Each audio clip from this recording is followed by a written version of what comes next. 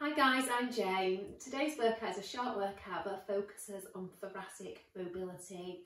So your thoracic spine is the part of the spine that runs up the back of the rib cage, and the exercises that I'm going to share with you today are my favourite exercises to bring some movement into that area. It often gets a little bit sticky, a little bit tight just through the way we live, our lifestyles, and as a result, when we lose the movement through the mid upper back, then we start to compensate either through the neck, through the shoulders or through the lower back. So it can be problematic to other areas if we don't keep on top of keeping the thoracic nice and mobile. So these exercises are my favourite exercises. I'm going to be using a ball. I prefer the bigger balls for this workout, the bigger Pilates balls, and this is a triad ball. If I was at my studio, I would be doing this workout on a Pilates arc or a spine corrector. The range of motion would be bigger. Okay, but a ball is great if you're quite new to this work because it's a smaller range of motion, and if you're quite tight in that upper back, it's a little bit kinder to your body. So the first exercise I'd like you to do, you're going to bend your legs to 90-90. So if you're squaring your hips off to the wall in front of you, your bottom leg is bent forwards, your top leg is bent backwards for stability, and then just guide yourself down onto the ball. So you're going to try and position the ball underneath your bottom ribs, and then just allow your head to rest down on that bottom arm.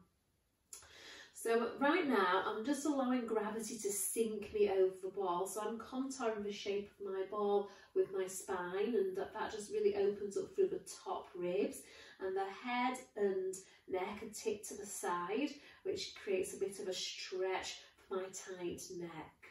So I'm just allowing my body to settle here and just get used to that position. Top hip stacked over the bottom hip. Now focus on your breath. So it's thoracic breath that we use in Pilates, so that's rib cage breathing.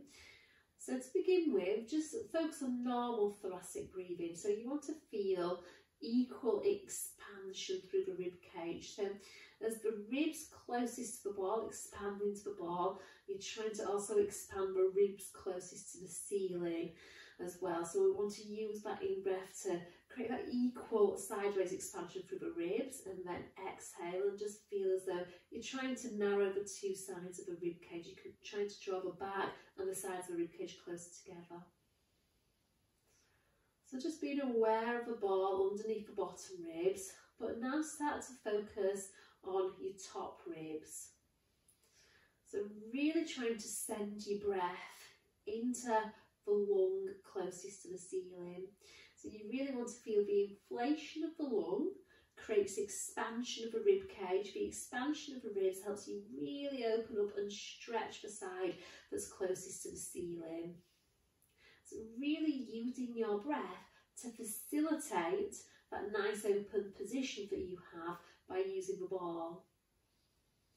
And then once you have that, on your next in-breath, always stretch your top arm over your head, using your out-breath to bring the arm back to the side of the body. So I'm now using the reach of my arm to facilitate that nice stretch that I'm getting through the top side, that side closest to the ceiling.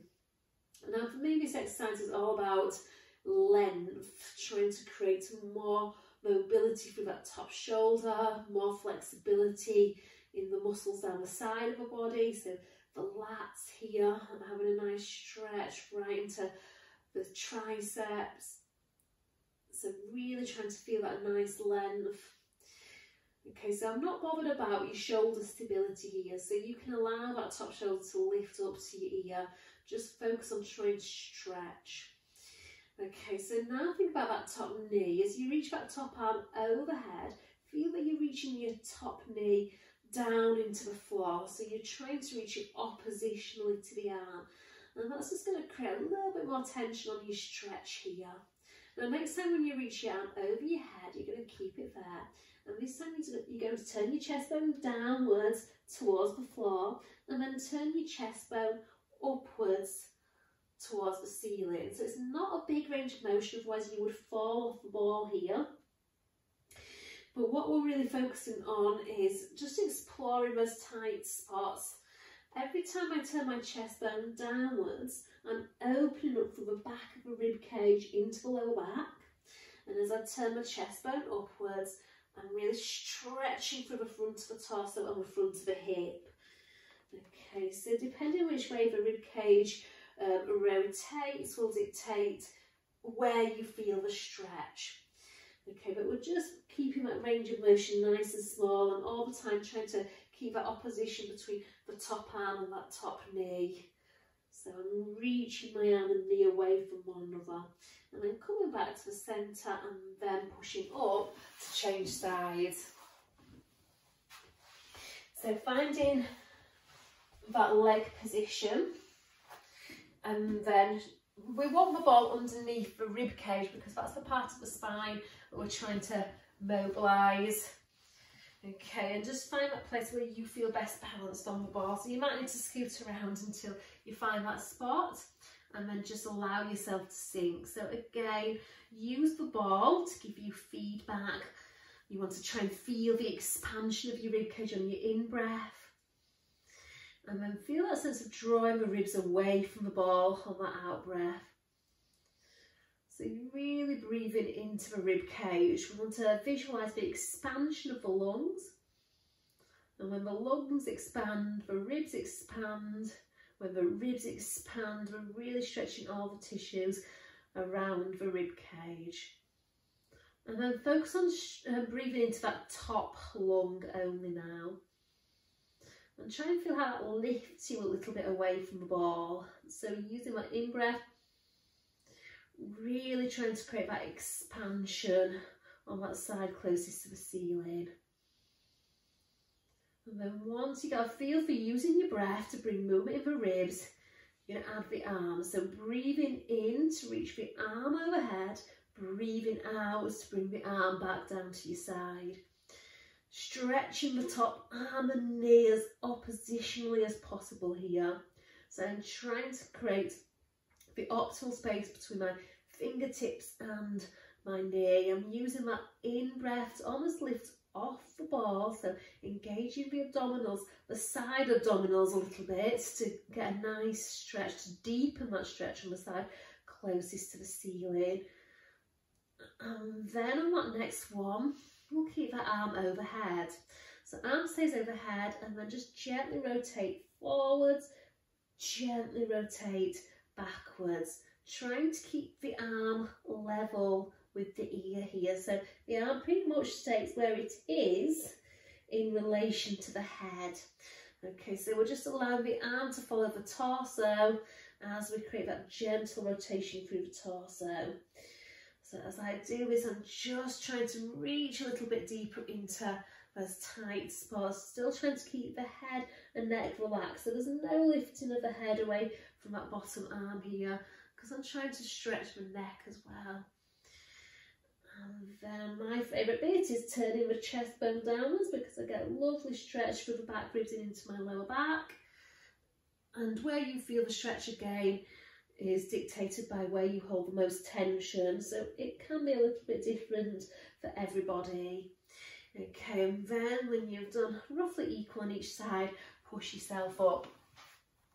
So coming up now, we're going to do some back bends over the ball. So you're going to place the ball underneath your shoulders now. So underneath the shoulders, and you're going to support the weight of your head in your hands. And again, we want the pelvis in neutral, so I talk a lot about the pelvic triangle. That pelvic triangle wants to be square to the ceiling, and your head and chest want to be higher than your belly button. So just check, guys, that you're not using your hands to really pull the chin on the chest. So just have an awareness about the measure of space you have between the chin and the chest. It can be nice to visualise that you're holding a small apple underneath your chin. And without changing that space between the chin and the chest, you're going to reach your chest bone backwards over the ball. That's it. And just really feel the movement that happens in the rib cage. And then you can gently reach the chin a little away from the chest here, but checking that you're not creasing through the back of the neck. Now to reverse that, the chin nods, and then to come up, you're going to drop the ribs down and lift the head and chest up. So really focus on keeping that pelvis stable. So As you go backwards, your range of motion should be as big or as small as you can keep the weight of the pelvis the same on the mat. And checking, guys, that we're not getting loads of creases through the back of the neck here. So by keeping that pelvis still and stable and the neck stable, we're optimising the movement through the ribcage part of the spine. And we're trying to improve the range of motion the upper back has in extension, its ability to go backwards. And your thoracic spine is the part of the spine that's least capable of this range of motion, and it's also a range of motion that the spine loses as it ages. Okay, so if we keep on working on this regularly, we will counter the effects aging has on the body. We'll keep good movement through the upper back. Okay, we're going to add the arm, so you're going to reach the arm back and then circle out to the side and around to your knee. Okay, so we're using the arm to facilitate the movement of the spine. So as the spine extends back over the ball, the action of reaching the arm overhead just aids that extension. And then you're going to keep that extension as you circle the arm out, so we get a really deep stretch across the chest, maybe down the length of the arm, and then you're reaching your arm forwards to assist the abdominals and bringing your spine forwards. Okay, so again, I'm still very aware of trying to control the pelvis, control the head and neck here. Okay, let's change sides. Okay, so if the upper back starts to come forwards into flexion, it can create really tight chest muscles. The front of the shoulders can be really tight. So this is a really nice exercise to counter that. So by stretching through the chest, it gives you a little bit more access to your back muscles. So that's a really good reason for doing this exercise, because obviously your back muscles are the muscles that keep the spine upright and really good for posture. So we're just going to do this one more time. This feels just really, really nice here. So stretching through the chest. And then when we've done that, I want you to interlock both hands behind the head again. And this time you're going to lift your hips up off the mat.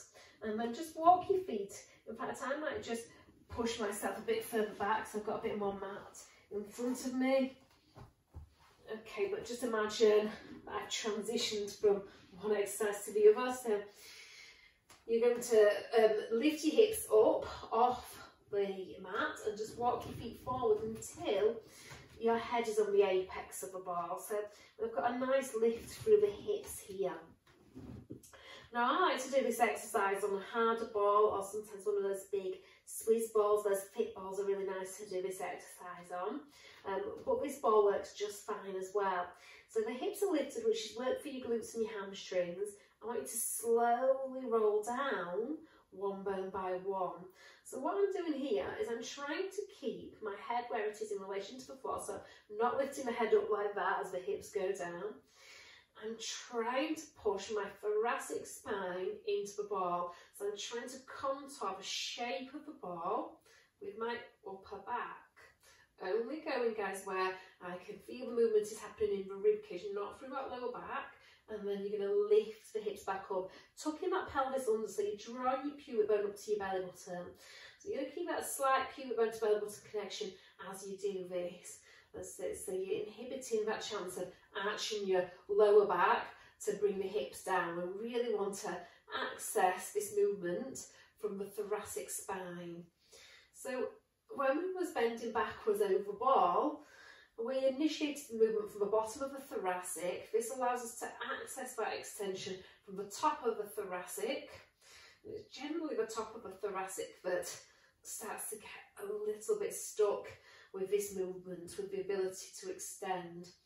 Okay, so really trying to curl my pelvis under, really get the thoracic bones contouring the ball, but I'm pulling my hips a little bit away from that ball without rolling the ball. And then if you can challenge that a bit more, arms go back. Again, I'm not fussy first, shoulders lift up.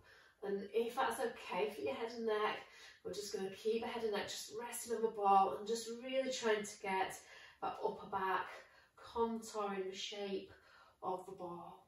So this is a lot of work. I'm really feeling my bottom here, but I'm also feeling a gratifying sensation of articulation through the rib cage, stretching through those lats. Leave the hips on the floor, support your head, bring the head up, and then push yourself to sitting or roll yourself to sitting, whatever's available to you. Okay, so coming onto your belly, so we're going to place the ball underneath the chest. Okay, so my ball is just underneath my sternum. My pelvis can be fully supported on the mat here, so my two pelvic bones and my pubic bone are on the mat. Now the ball puts me in an inclined position, so if you've got a delicate lower back, you might want to use a really small ball for this, or not use a ball at all. So arms are bent at the side of your body, and you're just going to allow your spine to contour the shape of a ball. So you're allowing your forehead just to drop down to the mat.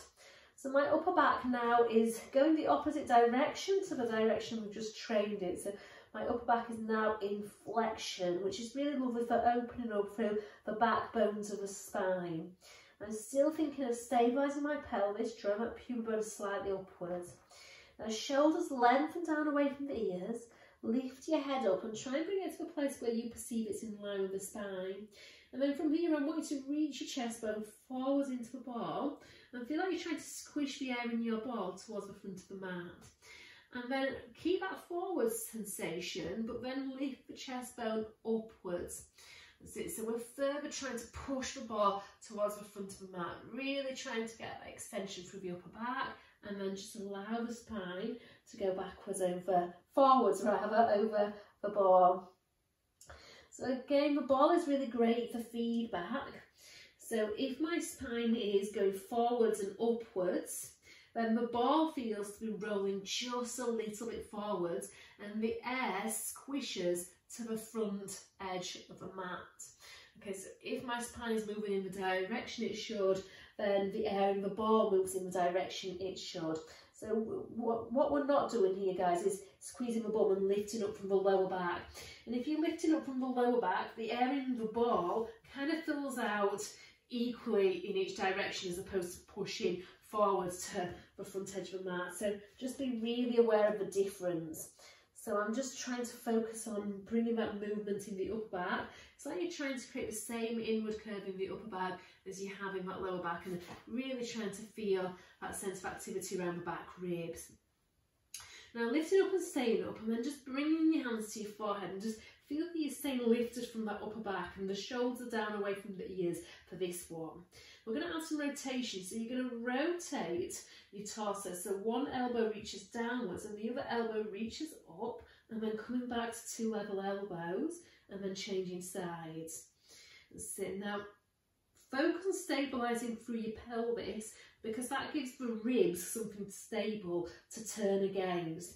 So as I'm rotating now towards the left, I'm trying to keep the two sides of the pelvis equally weighted on the mat, but particularly focusing on the left side of the pelvis reaching downwards into the mat. As I rotate to the right, by reaching the right side of the pelvis downwards into the mat, you're creating a slight counter rotation in the pelvis to the rib cage. And that's a bit like wringing out a dishcloth in two directions. So really trying to get as much twist out of the spine as possible. Okay, so it's about trying to counter the rotation of the rib cage with the pelvis so that we can traction that rotation of the thoracic spine a little bit more. We can get a little bit further with that twist. And then coming back down and then just stretching and draping over the ball. Okay, so push your hands underneath your shoulders, push up into all fours. So in all fours, you're going to have the ball underneath one shoulder with your hand just beneath, the heel of my hand is beneath the apex of the ball, so about halfway down. Trying to keep the chest between the two hands, so there's no shift across to the other side, your pelvis is square to the mat. And then all you're going to do here is you're going to roll the ball forwards in a straight line, and as you roll the ball forwards, I want you to bend the opposite elbow. So you're really trying to bring your chest close to the floor. Allow yourself to sink into that stretch a little bit, and then push into the hand of the bent arm, the supporting arm, to come back up. So it's a bit like doing a single arm push up. Now we're doing this exercise to really stretch the lats. So the lats being the side back muscles, really big muscles, guys, that run from underneath your armpit, down the side of the ribcage, into the pelvis. Okay, so we really want to feel that stretch from underneath the armpit. You might feel it all the way into the hip, some of you might. And then I'm going to add a little bit of rotation here. So we start to target more of those shoulder muscles. So as I reach the ball forwards, I'm just slightly turning my chest to the hand that belongs to the supporting arm, and then turning my chest centred as I push back up. So just add a little bit of rotation. So really try and stretch underneath the armpit into the serratus anterior muscle, into the lats. So it's a lovely stretch here. And this is helping mobilise through the rib cage and through the shoulder. And then when you come up, I want you to walk the supporting hand a little bit more forward so the ball has clearance to roll underneath. And this time, supporting hand sits on top of the ball, so the apex with the palm facing up. Same action through the supporting arm. You're going to bend the arm, but this time you're going to reach the ball across and underneath the shoulder. And then you're going to push into that supporting arm to come back up. So as you roll the ball underneath your supporting shoulder, keep that supporting shoulder down away from your ear. So the shoulder isn't vulnerable to the weight that you're putting through it. I want you to focus on the ball reaching, for me the ball is rolling to the left, but feel that you're pulling the ribs to the right.